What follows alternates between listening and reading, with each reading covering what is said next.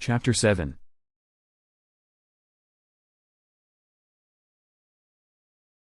Opening his eyes, he found himself within a room that seemed to be darkened, as a heavy fog laid low to the floor. At first, as he looked around by pivoting in one place, he thought that he was alone. Voices. Turning real quick, he thought that he heard a voice from within the distance. Pacing his own breathing, in hopes of being able to identify the voices, he suddenly heard another voice coming from the opposite direction. A voice that he recognized. "Who's there?" he yelled as loud as he could. Pausing, as he continued to listen, he could hear the scuffle of feet coming from both directions. Then, once again, he heard that voice that he knew as being Eddie? "Hey Eddie. Where are you?"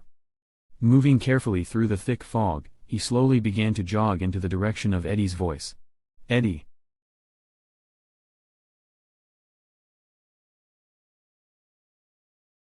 It seemed weird. He had found himself in this situation many times before, in the past. Only now he could hear a different voice yelling out his name. Not from those that were chasing him, but rather from somewhere up ahead of him. "Who's out there?" he screamed as he continued to run blindly through the thick fog. Then, as he saw a faint light up ahead, he could see the shadow images of someone running towards him. Slowing down his pace, he began to look back over his own shoulder, to see if his pursuer had gained on him. Then, as he turned to look ahead of himself, he came to a sudden bone-crushing stop, landing on the floor. "Help me," he yelled as he looked up, only seeing fog. Then, simultaneously, something grabbed his ankle. "Help me. Help. Eddie. LTS me. Ronnie." Ron Holland, after he had run into his friend and then grabbed a hold of him. "Where are we, Ron?" Eddie asked as he sat up, into a Indian-style position, on the hard dirt-covered floor. "I don't know." Getting up off his chest, Ron got up to his knees and then moved closer to Eddie's side. "I was just being chased." "By Miguel Sanchez?" Eddie interrupted as he looked at Ron's face. "Yeah. How did you?" Suddenly Ron saw Eddie's eyes look up above his shoulder as his face showed instant fear. Leaping forward, nearby onto Eddie's lap, Ron turned to see exactly what it was that Eddie had seen. "Why won't you leave us alone?" Ron screamed. "Get away from us." As the figure stepped out of the fog, and then stood over the two young men that had wrapped themselves within each other's arms. It leaned forward, reaching a hand out to both of them. As an old man, with blood dripping off of his canines, reached out towards them, Eddie began to shake violently as he held on tighter to Ronnie, and then closed his eyelids, while he buried his face into Ronnie's side. "Leave us alone." Ronnie screamed again just as the figure was about to grab them. As Ron quickly threw himself over Eddie's side.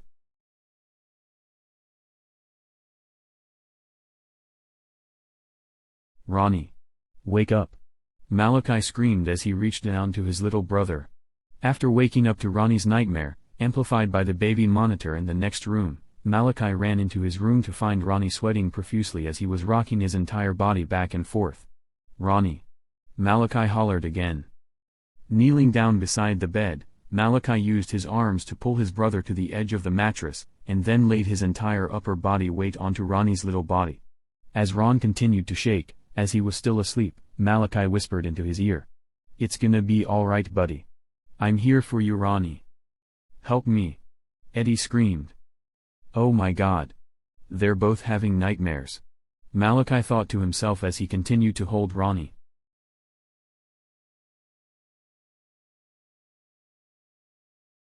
After Ronnie had thrown himself over Eddie, Eddie's field of vision had gone instantly dark as he felt his friend tighten his hold on him.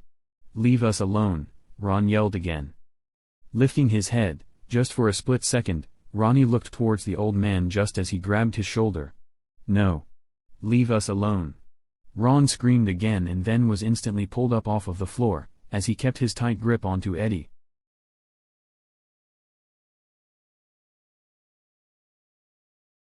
As Malachi kept his hold onto his brother, Ronnie suddenly was pulled up off of the mattress. Hanging onto Ronnie, Malachi's body weight wasn't enough to anchor him to the bed, therefore dragging him along as well, through the air and towards the bedroom wall. "Help me," Ron yelled again. "Let go of me." "Malachi. Malachi," Nicole yelled as she walked into the bedroom and found her husband, as he was holding Ronnie, pinned up against the wall, and up off of the floor. Running up to her husband and brother-in-law, Nicole tried to wrap both of her arms around them, but found it to be impossible to slide her hands between them and the wall that they were pinned against. "Help us! Help!" Nicole heard Eddie screaming downstairs as she continued to try counterweighting whatever it was that held them against the wall.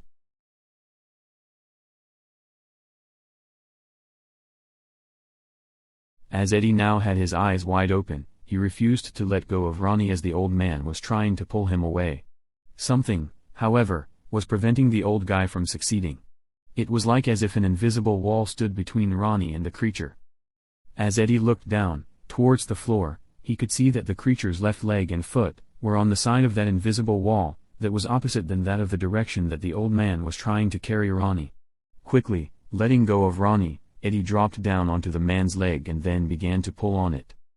After trying to kick Eddie off of his leg, the old man tried to twist his body around and then fell onto the ground, in turn losing his grip onto Ronnie and dropping him.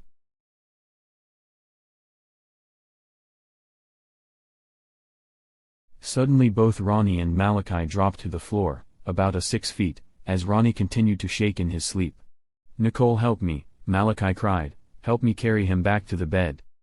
As Nicole carried Ron's legs, Malachi carefully held onto his head and shoulders as they quickly got him back to his own bed. "Ronnie! Ronnie, wake up buddy," Malachi said as he quietly began to cry. "What's happening to my brother?" He continued and then bent forward as he buried his face into the side of his brother's neck. Along with Ronnie's body shaking, Malachi could also hear Ronnie's teeth grinding as his lower jaw trembled. "Nicole, go quickly and check on Eddie. He's having a nightmare too," Malachi managed through tears. "All right honey. I'll be right back," Nicole said. Just before she walked out the door, Malachi could see that she too was on the verge of tears. Then, as she slipped out the door, Malachi held on tighter to his brother.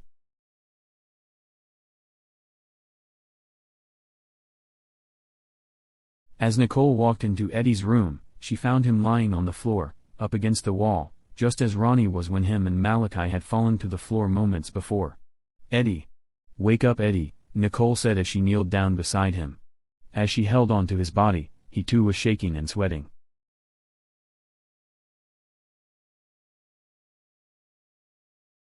Getting back up to his feet, the old man quickly darted towards Eddie, as he laid on the ground, then bent forward and wrapped his hand tightly around Eddie's neck. "Get off of!" Eddie began to scream, and then lost his ability to speak. Kicking his legs and arms, he struggled to break free, when suddenly Ronnie stood up and kicked the man in the side of the face. Falling backwards, the creature quickly got up to his hands and knees and scurried off into the depths of the thick fog that still laid low to the ground. "Eddie! Are you all right?"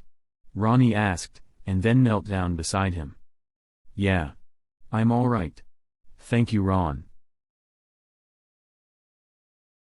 Suddenly, as if it was just a flick of a switch, Ronnie woke up to find his older brother holding him. "Malachi," Ron said, causing his brother to jump, "I'm scared Malachi." "I know you are Ronnie. But I'm here for you," Malachi said as he sat up and then pulled Ronnie onto his lap. "No matter how old you get, I'll always be here for you," Malachi continued, and then again, buried his face into the crook of his brother's neck. "Malachi. That old man that Mom says is our great-great-grandfather. Miguel Sanchez?"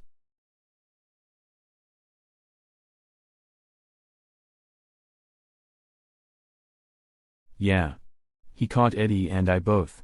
As Ronnie began to describe the details of the nightmare, Malachi's eyes got real wide as he understood that most likely, Eddie and Ronnie were within the same dream. Simultaneously, together, he grabbed me up off of the floor and tried to walk away with me.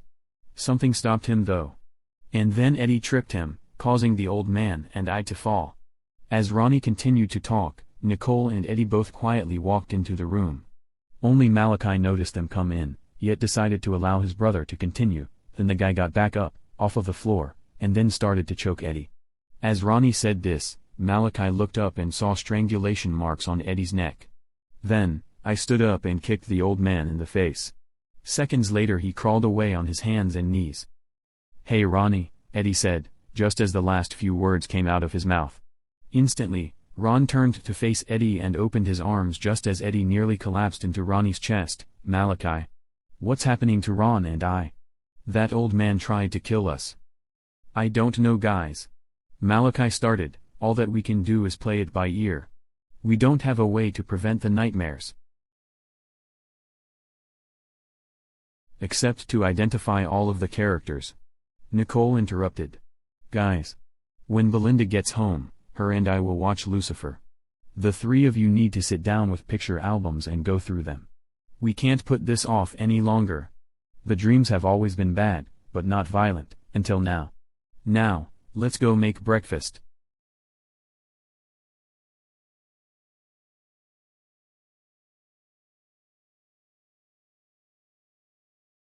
Okay guys. What the hell just happened? I have never, in life or death, seen this happen before. Sterling said as they watched Malachi, Ronnie, Nicole, and Eddie leave the bedroom. I don't know for sure. James spoke up. It's not quite like a poltergeist. What's a poltergeist? Lloyd asked. A poltergeist is a ghost, supposed to be responsible for mysterious noisy disturbances. The problem, however, with this situation, is that a whole lot more than just that took place. Like a little HSA, which is. What's HSA? Lloyd interrupted again. As I was saying, HSA is hypersensitive activity. What this is, like we've talked about in the past, the ability for children to detect the dead easier than adults. HSA is one of the many things that doctors use to label these weird things that children can do. Most doctors refuse to believe in something that they can't see. Many doctors will go as far as to discredit those that have spent decades studying the paranormal. And, before you ask, paranormal is psychic or mental phenomenon outside of the normal range of the normal. What happened here today, guys, is a whole lot more than any of this. Miguel Sanchez, whom is dead, was able to physically manipulate a living person. But, Sterling interrupted, Lloyd was able to touch and then hold his mother's arm. That's right. He was. James said and then scratched the side of his head as he turned to look at Lloyd. Lloyd. We need to know how you did it, man. Well. I don't really know how to describe it anyhow. I closed my eyes, then I slowly reached out towards her. Before I actually made contact, I made myself remember, in detail, how it felt to physically touch someone. Like the warmth of their skin, the small firm hair fibers, the coarse feeling of calluses. And the gritty feeling of the least bit of dirt. Pausing, for a moment, Lloyd looked up to James. It was a wonderful feeling, James. At this, Lloyd's eyes watered up, and then, the second that you break your concentration, it doesn't work. Until you start all over again.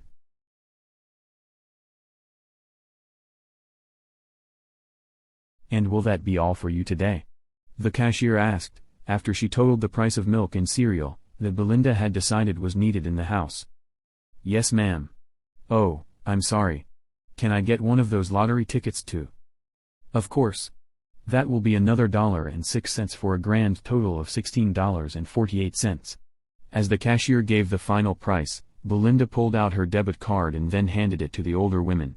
Then, as she heard a voice that she had recognized, Belinda turned her head to find Dr. Knox talking to another man that she had known as being another doctor in the same hospital. After receiving her debit card and receipt, she picked up her bag of groceries then turned to head out of the store. Being that Dr. Knox stood between her and the front entrance of the store, she had decided that she would quickly say hi before leaving. As Belinda approached Dr. Knox, from behind, she had almost began to call his name, when suddenly she realized that his conversation, with the other doctor, involved Malachi, Ronnie, Eddie, and Lucifer. Quickly turning her back towards the doctors, Belinda listened to his conversation, as she pretended that she was reading a newspaper off of a shelf. I don't want to discuss it here, but rather at the hospital. I've got Malachi's, his little brothers, Ronnie, Malachi's sons, Lucifer, and Eddie Ish's files in my car right now. But Tom. The older man interrupted. What would you prove? And who would you prove it to? With what little detail Belinda had gotten out of the conversation, she decided that she would head home immediately, and let the guys know about what was happening. As she placed the newspaper back on its shelf, she then headed out the automatic sliding doors.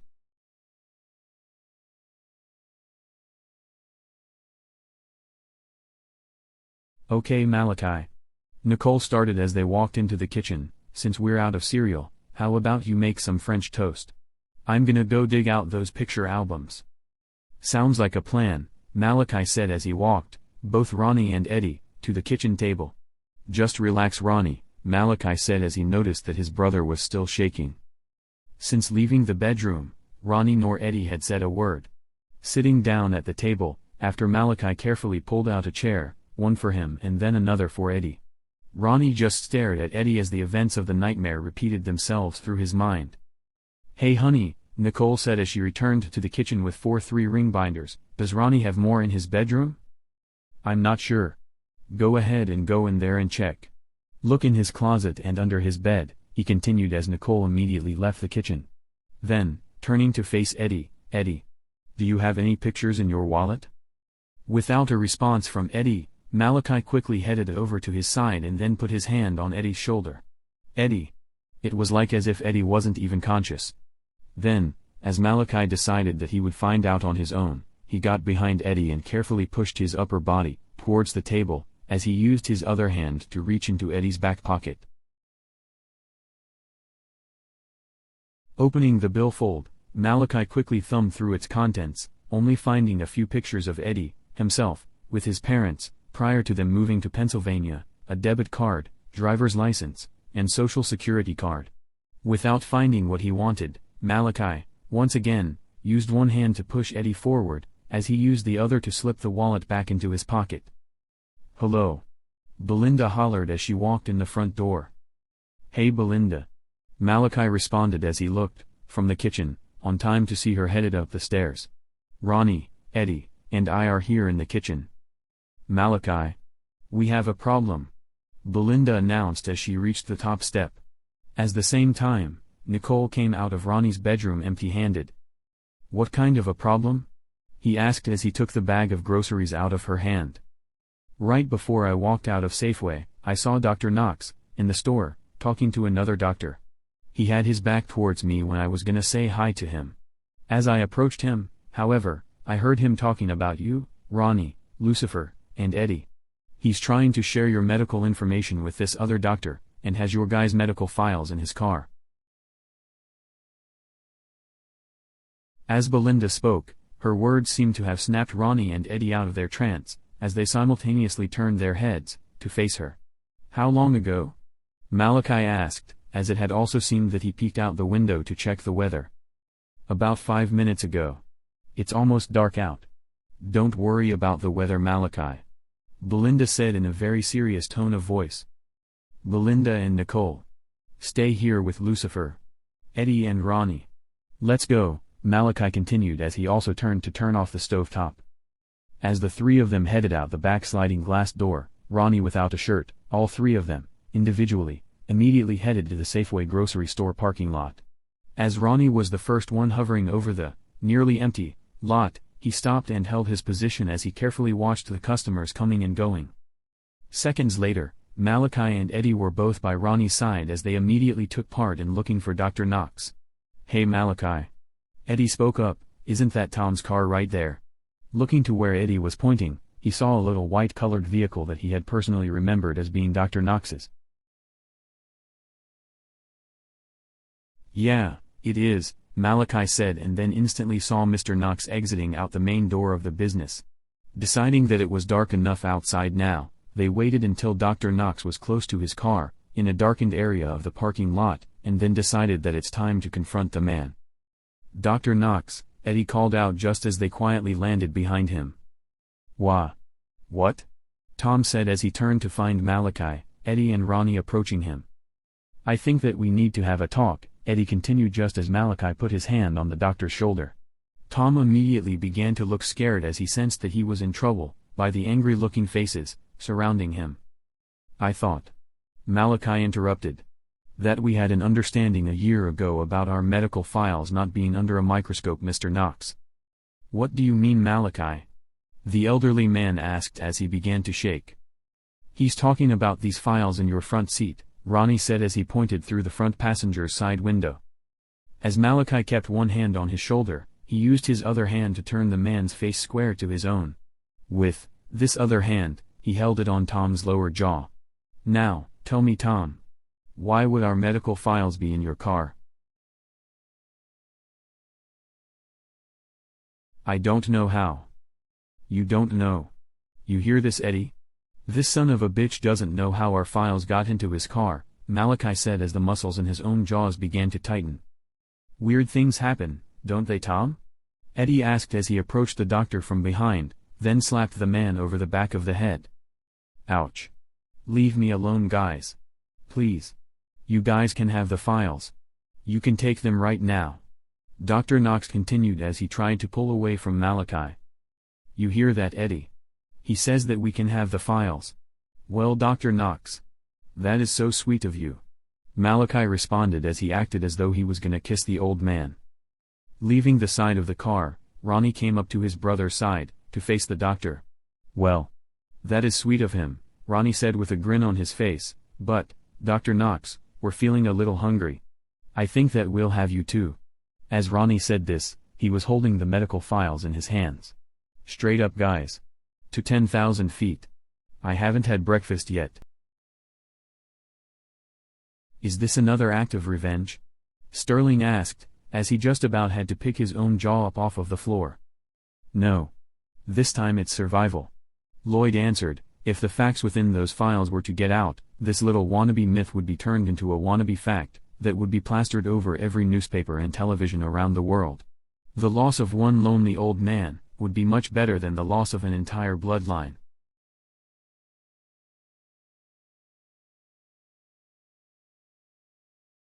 Hey Belinda. Nicole called out as she picked Lucifer up out of his crib. Before you got home, something very strange and scary happened here between Ronnie and Eddie. What do you mean? Belinda asked, as a look of fear crossed her face, when Ronnie's name was mentioned. Well. You know about the nightmares, right? Yeah. Seemingly, one of the few downfalls to being a vampire. Belinda responded. Yep. Well, tonight, both of them had a nightmare, same dream, they physically interacted with each other in the dream, and the bad guy, within the dream, physically dragged both Ronnie and Eddie up off of their beds, into the walls within their separate rooms, and then choked the hell out of Eddie, leaving marks on his neck. Okay. You say this like as if it literally happened. Belinda. If I hadn't seen it with my own eyes, I wouldn't believe it either. Malachi ran into Ronnie's room and was trying to pull him off of the wall. Suddenly, they both fell, and then something choked the hell out of Eddie while he was still on the floor. And all Malachi and I could do is to watch hopelessly. As Nicole finished describing the earlier events, her eyes watered up from the horrible memory. Where is Dada? Lucifer asked, as he looked at Nicole. Your dad, Uncle Ronnie, and Uncle Eddie are out fixing a problem, son. Hopefully they will be back soon, Nicole said as she leaned forward and kissed him on the forehead. With her kiss, however, she accidentally tipped an entire spoon of Gerber baby food over the end of her son's nose. Is there anything that we can do about these nightmares? Belinda asked as she poured herself a cup of coffee and grabbed a washcloth for Lucifer's face. Yeah. If a person can identify all of the characters within their nightmares, the bad dreams stop completely. It worked with Karina. Hers stopped shortly after Ronnie was born. Ron was the last character within her dreams.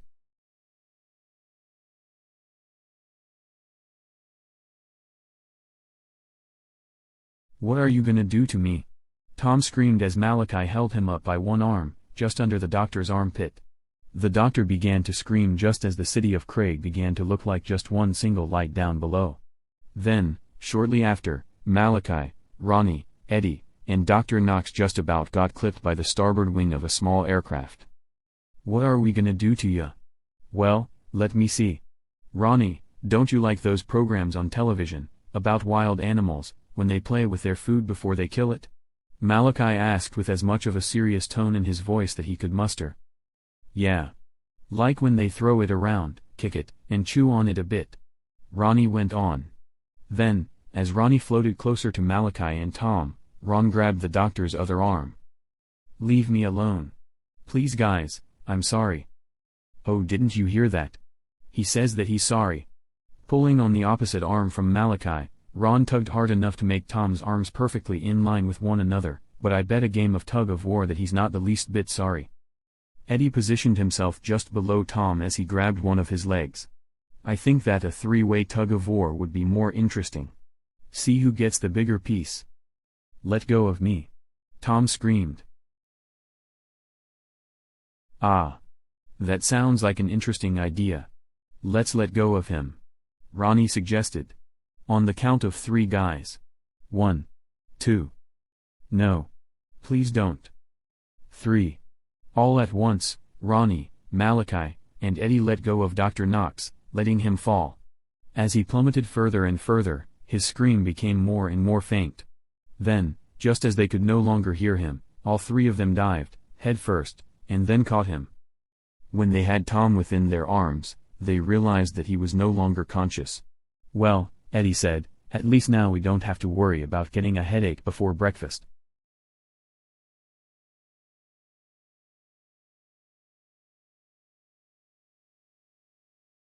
After wiping Lucifer's face clean, Nicole stood up and then let him out of his high chair.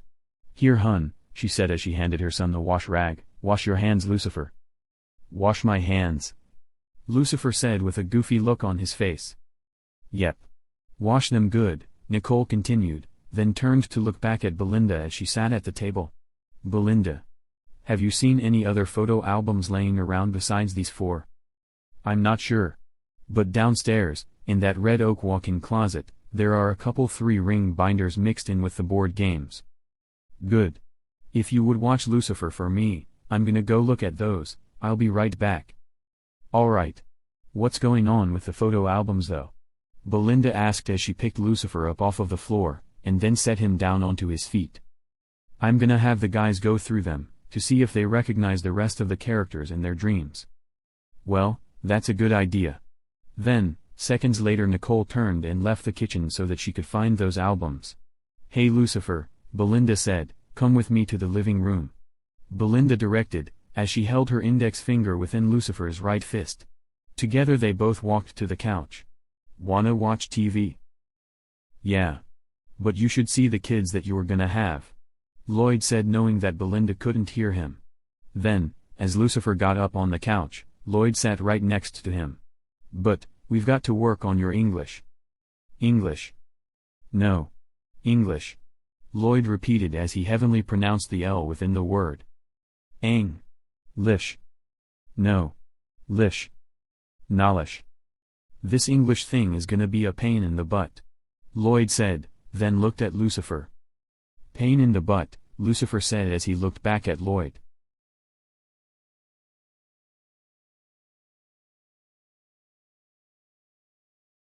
Lucifer. Who are you calling a pain in the butt? Belinda asked as she was about to walk back into the kitchen. Woody Woodpecker isn't on right now. I'm not trying to be a pain in your butt. Moments later, Nicole came back into the kitchen, with 2 more 3-ring binders, that she immediately stacked on top of the previous 4. Well. This should give the guys a good head start. There's got to be at least 1,000 pictures here. Nicole. Your son just called me a pain in the butt. A pain in the butt? What brought that on, I wonder? Nicole said as she turned to face her son on the living room couch. Ah. He wanted to watch Woody Woodpecker, but it's not on. So I turned and left the living room. When I got into the kitchen, that's when he said it. Belinda explained. As Lucifer continued to watch television, he seemed to be completely oblivious of the conversation pertaining to him.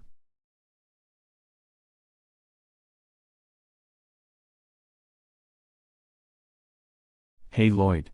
I wonder why Ronnie, Malachi, and Eddie haven't gotten home yet. Sterling asked as he walked into the living room. He found Lloyd sitting next to Lucifer as they both watched television. Hi Lucifer. As Sterling climbed up onto the couch on the opposite side of Lucifer than Lloyd, he kept watching Lloyd's face for a response. I'm not sure why they're not home yet. Turning to face Sterling, Lloyd continued. Too bad that we're not able to leave the house, we would know then. It's almost midnight right now.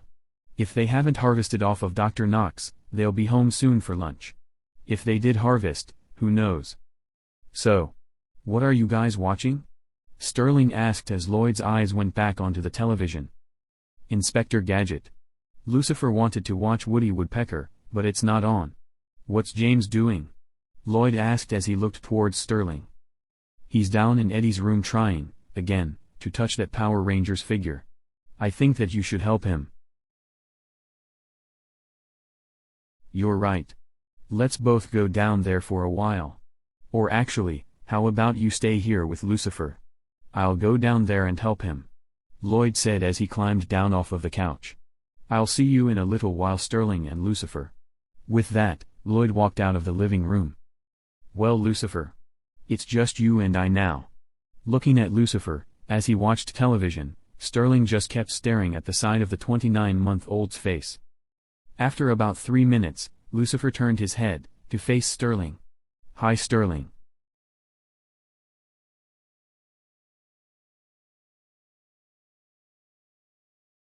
Turning her head towards Lucifer, Belinda was caught off guard by hearing the name of Sterling. She hadn't heard his name in almost 4 years. Long before Lucifer was born. What did you say, Lucifer? I say hi, Sterling. Lucifer repeated himself. Belinda. There is one more thing that you don't know yet about us. And I promise you that this is the last surprise, Nicole said as she stood up from the kitchen table. And what's that? Belinda was still staring into Lucifer's direction. Lloyd, James, and Sterling are all living with us here. Eddie performs seances, of which allows us to see and talk to them on a regular basis. As Nicole continued to talk, Belinda slowly turned her head to face her. With Lucifer, however, or any other young child for that matter, he is able to see the three of them just as he can see you and I right now. It almost seemed to take forever for Belinda to speak, as she just stood there and stared at Nicole. Well. Before I didn't believe in vampires. Now I do. Ghosts? Why not? I guess that. Belinda. Nicole interrupted, after Malachi, Ronnie, and Eddie get home tonight, we'll do a seance with you. Okay? Alright. I guess. Belinda responded as she tried to imagine Lucifer recognizing and knowing someone that had died prior to his own birth. With this thought, the grim death of Sterling's, that she had personally witnessed, flashed through her mind as chills went up her spine. Walking into the room, Lloyd found James, leaning up beside the dresser, as he was attempting, several times over and over, to grasp a Power Rangers figure between his index finger and his thumb. As Lloyd approached James, from behind, James had no idea that he had an audience. Reaching up over James' arm, Lloyd carefully took a hold of James' hand. Keep your index finger and thumb just the way that they are now, Lloyd said as he lightly manipulated his friend's fingers. Now close your eyes. After this, Lloyd watched James' face as he followed his directions. James. I want you to remember, while your eyes are shut, how it feels to touch a Power Rangers figure. The lumps, within the plastic, that forms the face, the way that the different joints, between the knees and elbows, flex and how the waist pivots in all directions. As Lloyd continued to watch, to make sure that James kept his eyes close, calm and now, with those memories fresh in your mind, keep your eyes closed and pick up the Power Rangers figure. Slowly and softly, James pinched his fingers together as he felt the distinctive plastic object that instantly filled his mind with memories of life. Instantly, as James kept his eyes closed, a tear began to roll down his cheek. I can feel it. And it feels so good, Lloyd. I know it does, James. The ability to touch is one of the greatest feelings that there is. Now, open your eyes, James. As James complied, he found that the toy was still within this grasp, as he brought it closer to himself. Carefully, as James allowed the toy to sit in the palm of his other hand, he slowly moved the figure away from the top of the dresser, and then over to Eddie's bed.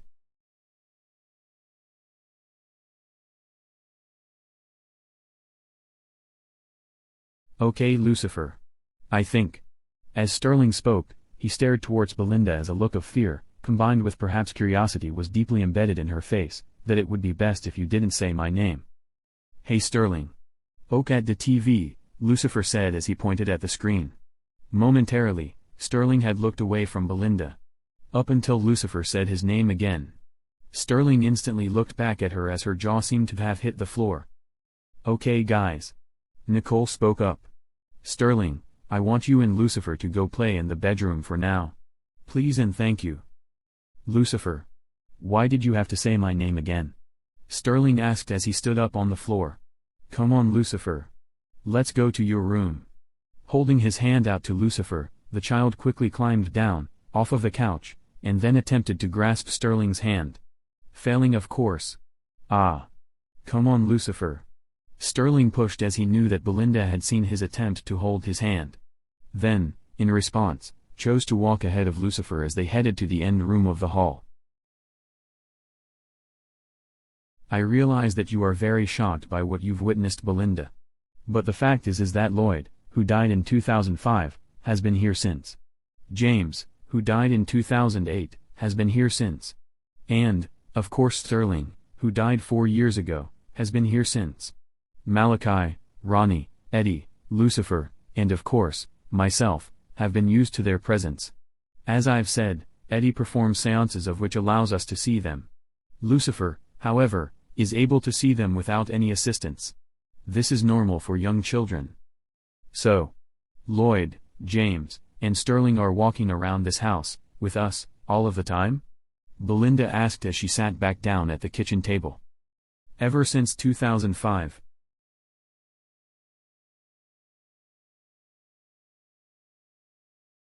Kneeling down at the edge of the bed, like as if he was praying, James gazed at the toy as he held it, just inches off of the quilt. Moving the Power Rangers figure, back and forth, over the folds within the quilt, James began to make noises, with his mouth, to mimic the figure's character. Standing behind James, Lloyd watched him play as memories of playing with Malachi flashed through his mind. Along with these memories, however, he also remembered the incident in the garage when he had fallen. The moment that separated him from his parents for eternity. To snap himself out of this train of thought, Lloyd decided to look back to the top of Eddie's dresser, where there was yet another figure standing alone. Walking over to the dresser, Lloyd carefully raised his hand above the figure and then slowly grasped the toy. Picking it up, Lloyd walked back to the edge of the bed, next to James, and then kneeled down beside him. Let's play together, James. Okay. Then, as James pointed at a few folds, within the quilt, that were bunched up together, he continued, let's pretend that those are mountains, and then we can pretend that the pillow is our spaceship. That sounds good. Then, as Lloyd pointed at Eddie's wallet, that laid on the bed, we can pretend that the wallet is a building. Soon, Lloyd was also making funny noises that had coincided with the character of that particular toy.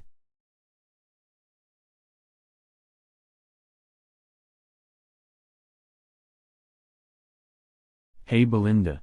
Nicole had decided that it was time to change the subject to the photo albums rather than Lloyd, James, and Sterling.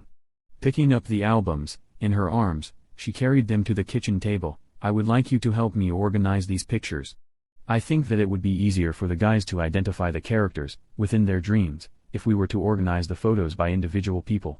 For instance, we'll take all the pictures that have Ronnie in them and stack them here. Pointing at the table, where the salt and pepper shakers were, she cleared the spot and then put a photo of Ronnie in that space. Then, we'll put all of the pictures of Malachi here.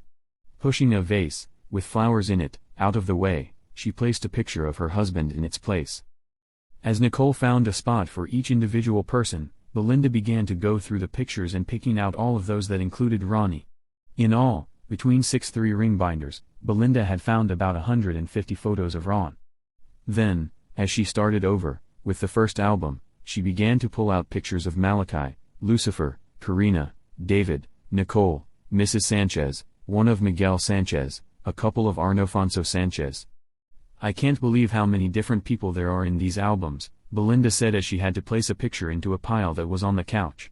There were about 80 piles that stretched from the kitchen table, the counter, and then into the living room. All right, Nicole said as Belinda placed the last picture in its pile, let's take each pile and then place them back into the albums. Then, on the cover of that 3-ring binder, we'll write the names of those within that specific book. As she stood up, heading towards the hallway, but first, I'm gonna go check on Lucifer.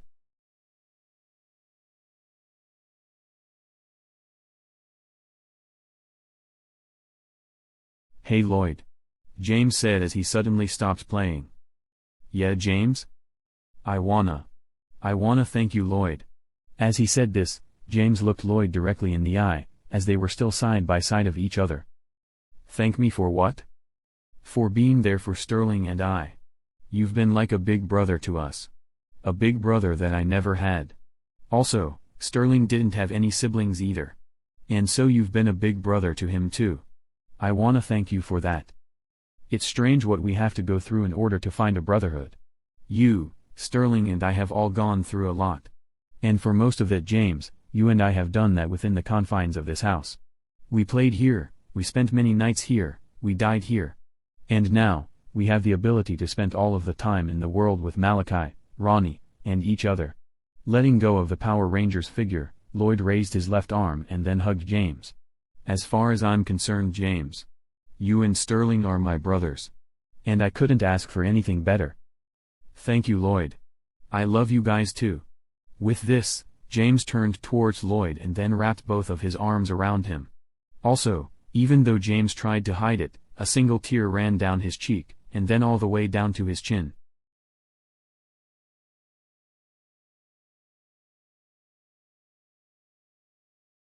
"Okay. Now look, Lucifer," Sterling said as he pointed at a red crayon. "This is red." After pointing to another, "This one is green. Can you tell me which one is red?"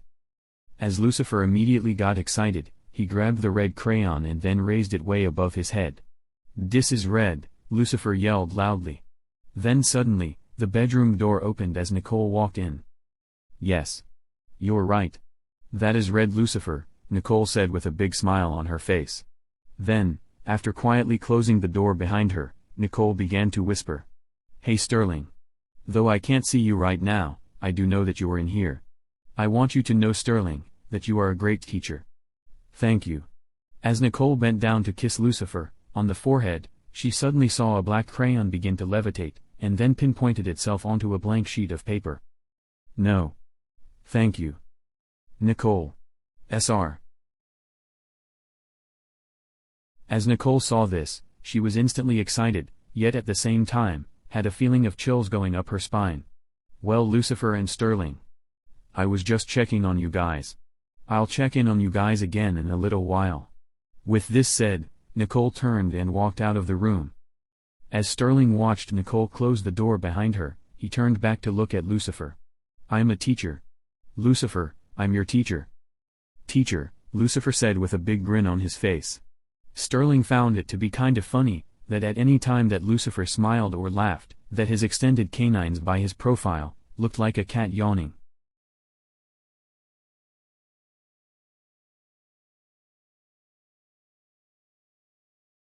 As Belinda had picked through Ronnie's pictures, she had stopped, from her process of placing them into a binder, when she came to a picture, that was obviously in the city park, that showed Ronnie arm in arm with a pier. As Nicole came back out into the kitchen, after checking on Lucifer, Belinda held the picture up in the air. "Who is this with Ronnie?" As Nicole picked the picture up out of her hand, she looked at it. "Oh. This is James Alberts. Isn't he the boy that died in here after Lloyd?" Belinda asked. "Yeah. In fact, this picture was taken the day before he died." "What happened?" "Well," Nicole started, "the boys went to bed just fine the night before. Then, sometime early the following morning, the boys started to horseplay in the bedroom when, somehow, James had fallen out of the bed, hitting the steel angle bar of the bed frame. By the time that we knew what had happened, James was already dead." Taking the picture back from Nicole, Belinda placed it into the album next. "What happened to Lloyd?" One morning. Very early in the morning, Lloyd came over here to play with Malachi. They were playing with some toys Power Rangers when, for some reason, Lloyd had fallen off of the big white ice box and then hit a nail before hitting the floor. There was a bad gash on Lloyd's side. Malachi, though he was only 5 years old at the time, tried to bandage the wound for Lloyd. Lloyd had already lost way too much blood though. He died on Malachi's bed. Turning, to get herself some coffee before sitting back down, she continued. "And, of course, you know what happened to Sterling. You know. There hasn't been a day that's gone by that I haven't thought about that accident. And, you know, besides the obvious differences, Sterling being white, and Malachi and Ronnie being primarily Mexican. And the differences in the teeth. You would swear that those boys, including Eddie, were all brothers. They all stuck up for each other, they spent most of their time together. As Belinda continued, she began to lightly cry as Sterling's death set harder into her mind. You know, I can't help but to wonder how things would have turned out for Sterling if he had been infected by either Malachi or Ronnie before he had been hit by Eric Myers. Setting her cup of coffee on the table, Nicole went to Belinda's side and hugged her. Hun. We all wish that Sterling was still alive. Hell, we wish that Lloyd and James were still alive as well. But the only problem is that hindsight is 20/20. There are a lot of things in this world that only if we had known beforehand how the results would have turned out, that we would have done differently. Unfortunately though, Belinda, that's a part of life that is true for everyone. Vampire or not. But we have something that most people never get. We get to know that Sterling, James, and Lloyd are still here with us, and, when Eddie's here, we can see and talk with him anytime that we want. I wish that I had known about the seances. But Belinda, the reason that we hadn't brought it up to you yet is because we've just recently brought up to you the facts surrounding the vampire genes in this family. I think that if I were in your shoes, that finding out about the seances, ghosts, Sterling's, Lloyd's, and James' ghosts, for that matter, would have been way too much at one time. I think that it's best, for you, that the timeline of events here came out the way that they did. Hey James. Lloyd said as he suddenly stood up. What do you say that we head upstairs and check on Sterling? Also, hopefully soon, Malachi, Ronnie, and Eddie will be home. As Lloyd turned his head back towards the dresser, he could see that it was just after 2 o'clock in the morning. Sounds good to me. James agreed as he too stood up, and thanks again Lloyd. Today has been a great day. As Lloyd and James headed out of the room, then towards the stairway, to go upstairs, they both skipped about half of the distance and then, as they turned up at the top of the first flight of stairs, they both sprinted up the second flight and then into the kitchen. With James following close behind Lloyd, James had accidentally slipped on the linoleum flooring, falling to his knees. It's a good thing that we're already dead. James said as he got back up to his feet, that would have probably hurt. Standing next to the kitchen table, between Nicole and Belinda, he looked at James as he made his spill then got back up. Yeah. I guess that there are some good points to being dead. I wonder where Lucifer and Sterling are. Probably in the bedroom. James responded as he looked at Nicole and Belinda as they placed pictures into photo albums. I don't think that Nicole would want them in the middle of this mess. Without another word, both Lloyd and James headed towards the far end of the hallway.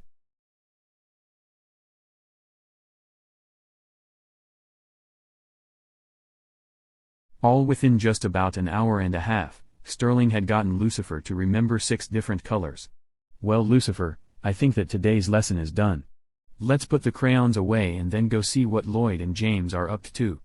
As Sterling finished his sentence, Lucifer immediately grabbed the crayon box and then began to stuff the multicolored objects into the box, then closing it. Green, Lucifer said just as he picked up the green crayon. Yep. Good job buddy. Sterling said. Wed. No. Red. Red. Good job. Sterling encouraged. Then, just as Lucifer packed the last crayon into the box, they both stood up. Oh, there you guys are. Sterling announced just as Lucifer suddenly appeared through the closed door. We were just headed out to find you guys. James and I have been down in Eddie's bedroom playing with Power Rangers. We had a lot of fun. Well that's good. So now you know how to touch things James. That's cool. Actually Sterling. It was very cool. I had a lot of fun today. Maybe next time all 3 of us can play. James answered. Sounds like a plan to me. Today. Sterling continued, I taught Lucifer to memorize 6 different colors of crayons. He's doing a great job at learning. Well. That means that we know what your special gift is. You're a teacher. Yeah. That's what Nicole told me earlier. She had walked into the room just as Lucifer held up a crayon and then called out its color. That's cool. James said as he smiled. Hey guys. Let's go out to the living room and watch television. I think that Nicole and Belinda left it on the cartoon channel. Also, I'm hoping that Malachi, Bonnie, and Eddie will be home soon.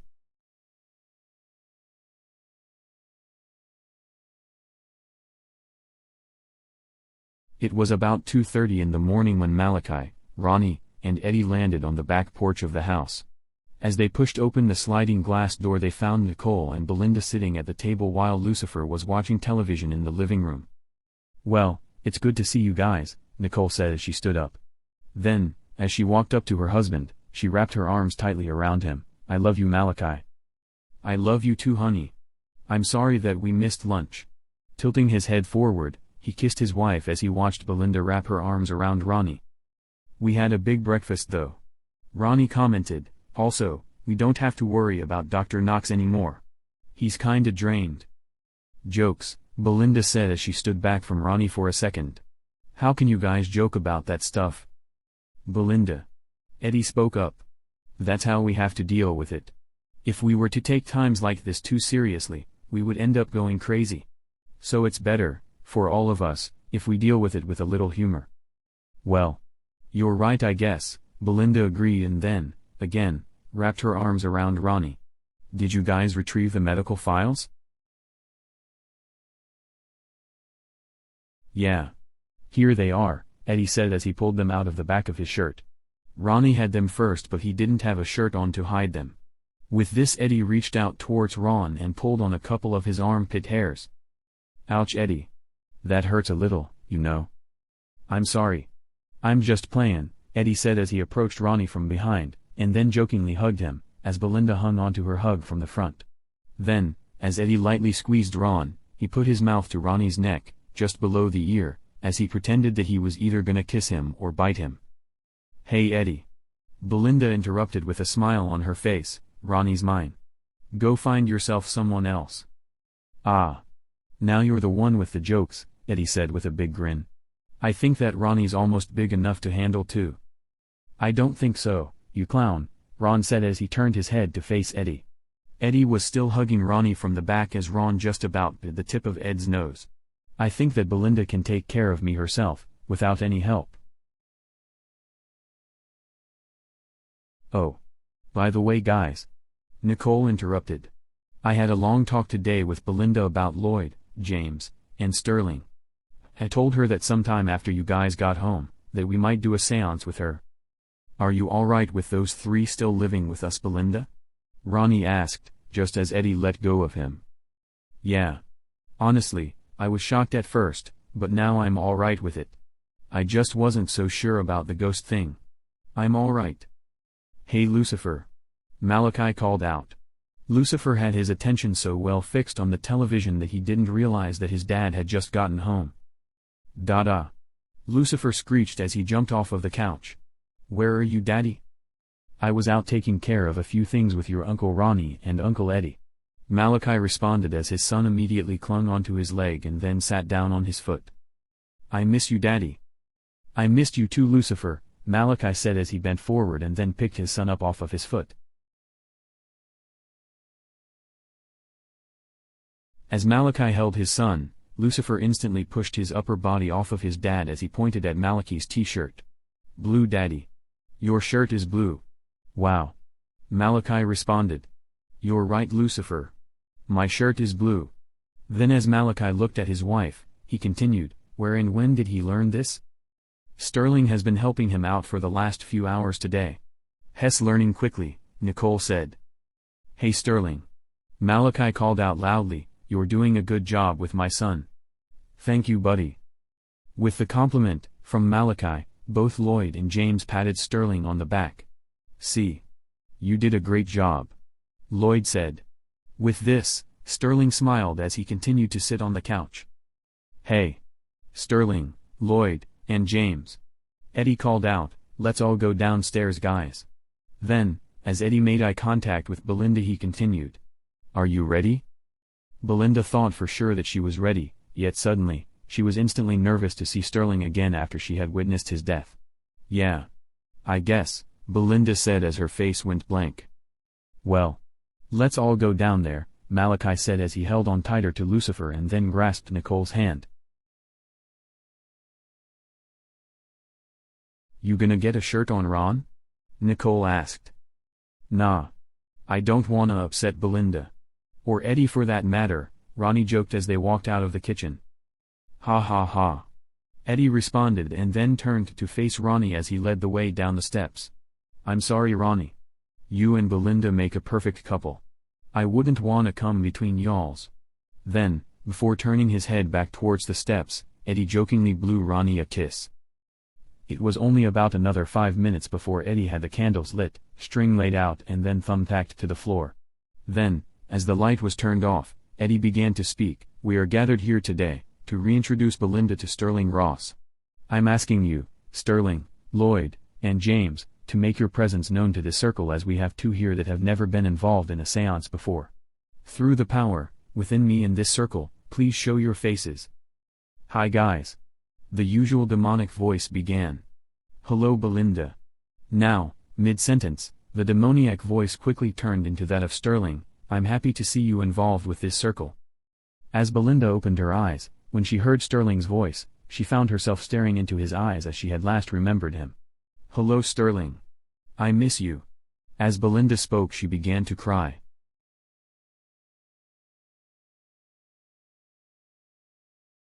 I miss you too, Belinda. But you know, I'll always be here with you guys, Belinda. I know, Sterling. It's just that my memories of you getting hit by that truck. It's like as if it just happened yesterday. You know what, Belinda? Sterling interrupted. What's that, Sterling? Nothing in this world can ever hurt me again. And, with the exception that I can't physically interact with you guys, I'm happy. I see you guys every day. I see you through your joy, your pain, your reservations, your ups, and your downs. And, to some degree, I can manipulate areas within your life that will improve situations that you may be faced with. Belinda, you, Ronnie, Malachi, Nicole, and now Lucifer are a very important part of my personal daily routine, as I seek out and find ways, in every way that I can, to help improve, protect, and serve your individual needs as readily as I can. I love you, Belinda. You guys have always been like brothers and sisters to me. And I thank you for that. We love you too, Sterling, Belinda said as she wiped her face dry. Lucifer. Sterling said as he turned to face the child within his father's lap, today, you did an excellent job as you learned 6 colors to add to your current vocabulary. Hi Sterling. My dada has a blue shirt. See. Lucifer said as he pointed at Malachi.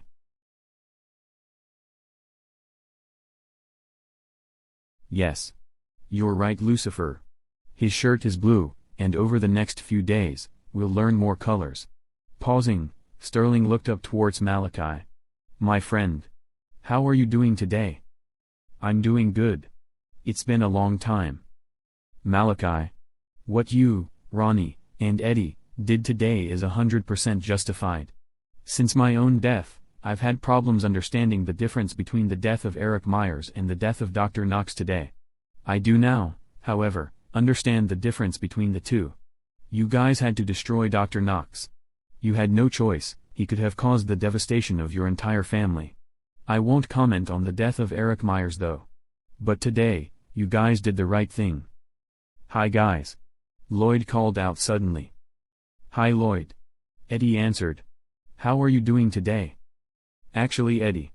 I'm doing great today. Thanks for asking. Sorry to tell you this Eddie, but before you go to bed this morning, pick up the Power Ranger toys off of your bed. James and I were playing around earlier. As Lloyd mentioned it, Eddie simultaneously looked over onto the quilt and saw the 2 toys laying out. Well. That's great, Lloyd. Anytime that you guys can interact, I personally encourage it. I think that it's kinda cool. Thank you, Eddie.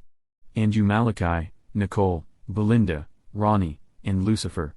You guys are so important to us. There isn't a thing in the world that we wouldn't do for you all. Turning his head, to face Belinda, he continued. Belinda. I know that this experience may be scary for you. Believe me, I understand. Something that you may be interested in knowing is that in less than a year and a half, you and Ronnie will have a baby boy and a baby girl. These 2 children will both be very important pieces of the puzzle of your lives. Love them and cherish them. And, in case you haven't been told, their predestined mission in life will be to protect you from any harm. Remember, Belinda, that these two children will make mistakes. Regardless of the fact that they will be vampires, they are also human. It's in a human's nature to make mistakes and bad choices. And you and Ronnie, as their parents, will need to stand by them no matter what. Okay? I will, Lloyd. I promise. As Belinda continued, she leaned over and hugged Ronnie. Oh, Lloyd. Yeah, Belinda? Thank you guys for being here for us. You will forever be friends and also like family to us. Thank you, Belinda.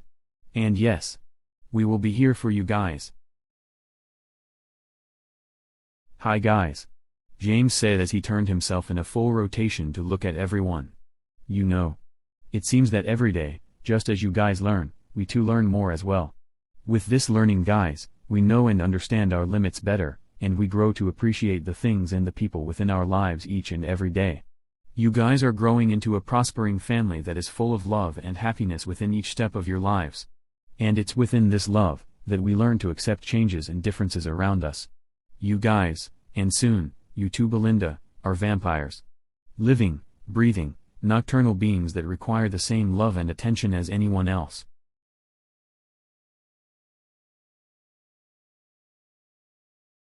This is the end of Book 2. Please continue to Book 3.